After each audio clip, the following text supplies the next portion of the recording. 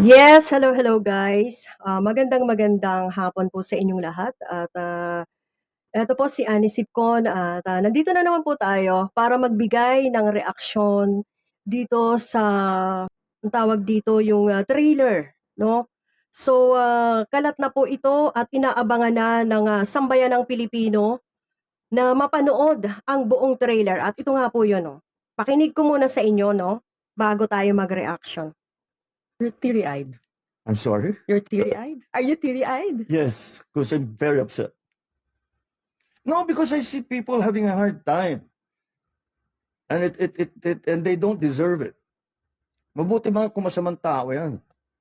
Dapat parusahan. Hindi naman eh. Walang ginawa yan kundi magtrabaho. Kundi mahalin ang pamilya. Ba't mo paparusahan? Para magpayaman ka? That makes no sense to me.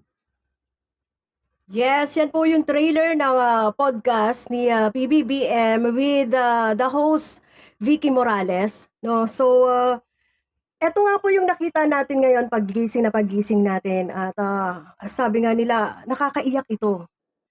Sabi ko, aba, meron palang ganito na trailer. Ano nga yun? Talagang anong-ano rin ako, na-curious din ako. Sabi ko, kailangan mapanood ko ito. At yun nga nung pinanood ko ito parang may kumurot sa akin, 'no, sa tinura na 'to ng ating pangulo. So, sabi niya "I'm so upset," 'no, sabi niya. You're teary-eyed. I'm sorry? You're teary-eyed? Are you teary-eyed? Yes, because I'm very upset. Oh, No, because very upset ang pangulo. Siyempre, ibig sabihin nito galit siya, galit na siya. Pero anong magagawa? Hindi naman niya puwedeng, bugbugin, 'di ba? Hindi niya naman puwedeng, mura-murahin yung, mga ano dito, mga sangkot dito. Upset siya kasi nga, wala namang ginagawa. Pinapatungkulan niya rito, wala namang ginagawa sa kanila. Walang kasalanan sa kanila ang mamamayang Pilipino. So pinapatungkulan niya dito yung mamamayang Pilipino, guys, okey? Na eto raw ay wala namang kasalanan, ang kasalanan lang nito ay yung, magtrabaho at mahalin ang pamilya, itaguyod ang pamilya, 'no? Magtrabaho ng magtrabaho para may pagkain ang pamilya at meron din siyempre na inaambag ang, sambayanang Pilipino sa ating, mga kababayan na mahihirap, 'no? Na hindi makapagtrabaho, mga PWDs, mga senior citizen. Na hindi na kayang magtrabaho. 'Di ba cycle lang 'yan, eh. Ngayon malakas ka pa, balang araw hindi ka na makakapagtrabaho dahil, mahina ka na, senior citizen ka na, 80 years old ka na, kailangan na natin ng suporta ng pamahalaan, 'di ba? So gano'n din ang nararamdaman ng pangulo. Kaya very upset siya, nakakagalit dahil, yung mga namumuno at, humahawak ng mga project na 'to para lang, pagandahin at, paginhawain ang isang, city or, bayan, 'no, na hindi na bahain ito dahil talaga namang nakakatakot ang baha.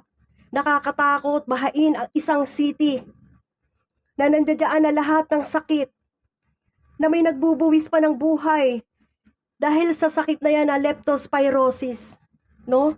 Lalong-lalo na ngayon, talagang, pandemya yung leptospirosis pagkatapos nung, sunod-sunod na umulan na yon, sunod-sunod na ulan na yon na nadiskubre nga na yung flood control talaga ay, hindi ginawa.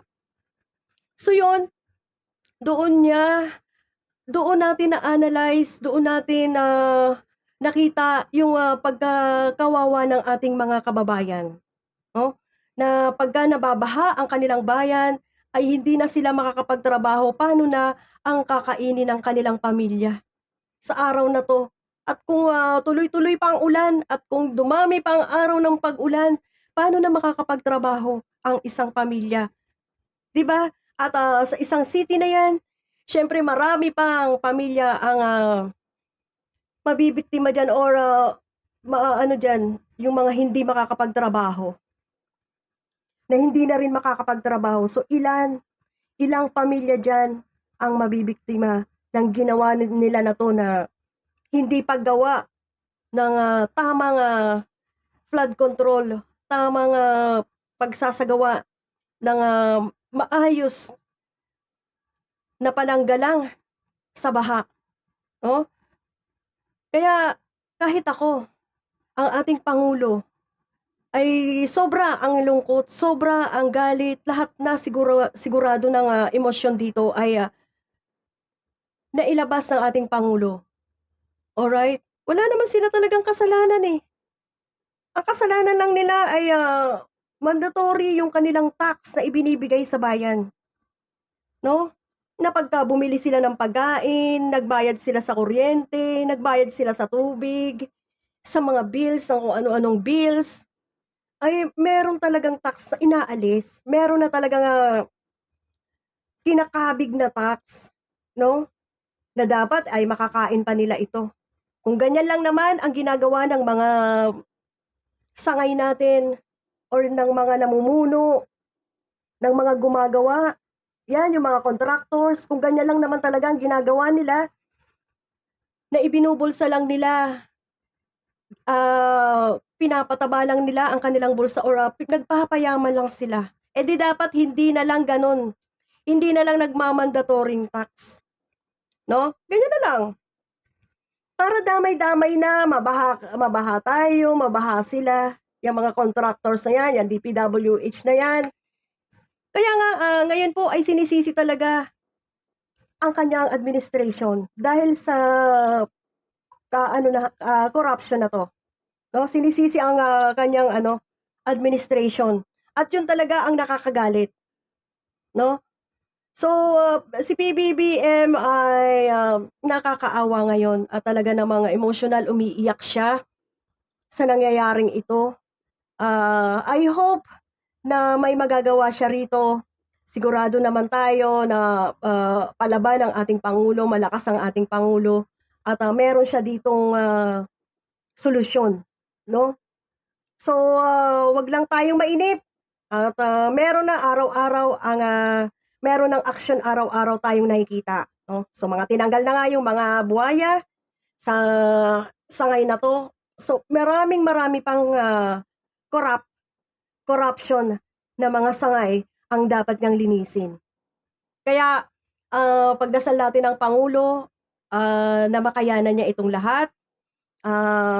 Kasiyahan din tayo ng, tadhana para sa ating pangulo, alright?